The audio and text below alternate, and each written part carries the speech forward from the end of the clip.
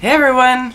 I just flew back from Toronto and boy are my arms tired. No, real story. I took an Uber for the first time in my life in the big city, the dangerous city of Toronto, and I gotta tell you, I didn't get raped. Imagine that.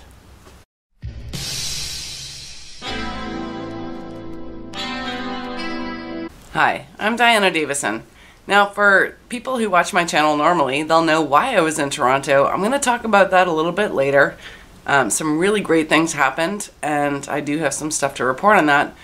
But I haven't been talking about something else, which you would expect me to have, which is the Title IX fiasco, what's going on in the United States, and Betsy DeVos, who has taken a stand and said, you know what, as much as we want to help people who are victims of rape, we must make sure that we retain due process in the tribunals in universities of the United States.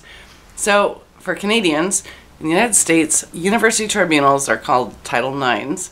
And for the US people, we got the same thing being set up in Canada.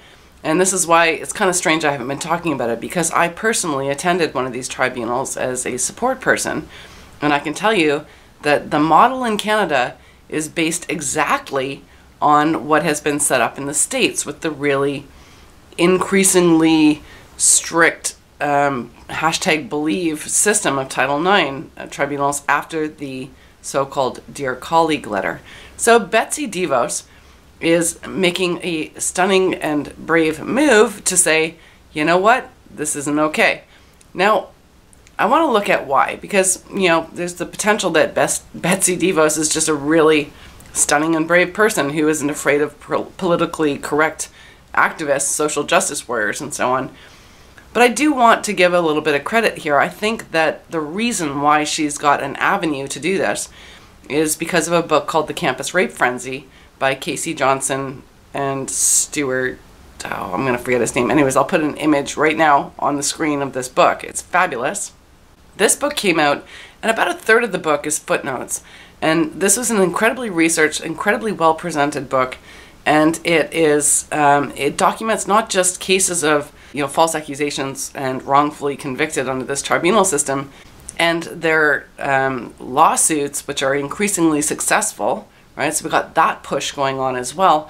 But it also goes back and it looks at the false narrative behind this #believe community that's pushing forward these advances see, they talk about the rights of survivors and the rights of the accused. So we've already got this problem where we're assuming that these people are survivors, where we actually haven't had a trial yet.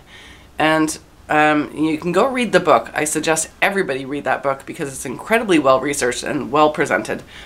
But I want to tell you my experience in the tribunals in Canada. It's exactly the same thing. And there's an aspect to this, and I'm not sure if it's the same in the United States as it is in Canada, but there's an aspect to this which is actually unconstitutional.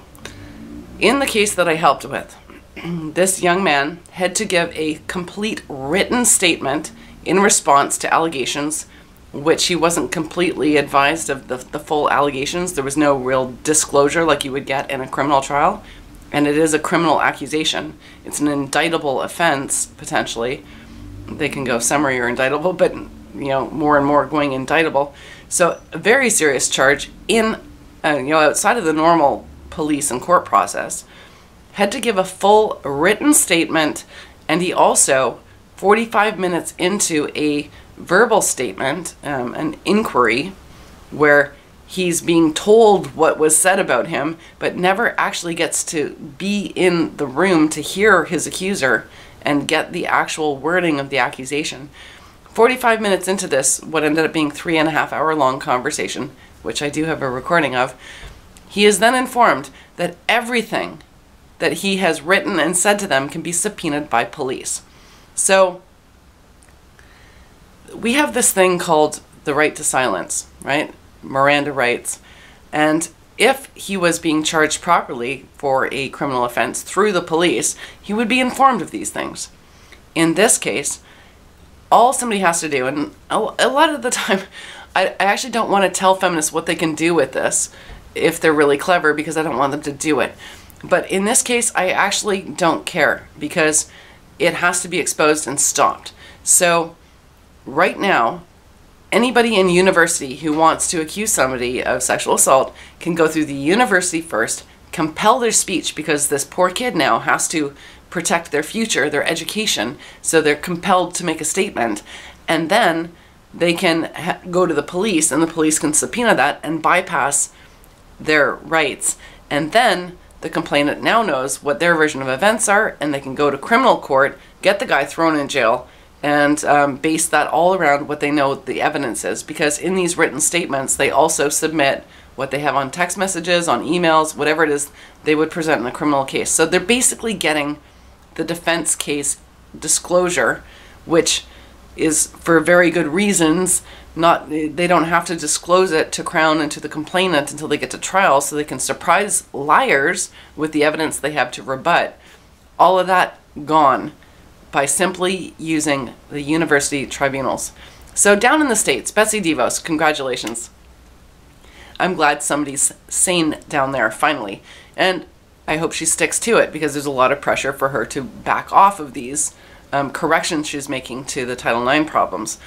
But Canada has modeled ourselves, because we like to imitate the States. You know, we're not that original. We just wait to see what you guys do, and then we do it too, and then we say, yay, us, right? So now Canada's building a model on a thing that the United States is getting rid of. But is Canada going to stop? I don't think so. I think we're just going to pretend it's all Trump's fault and we're better than Trump.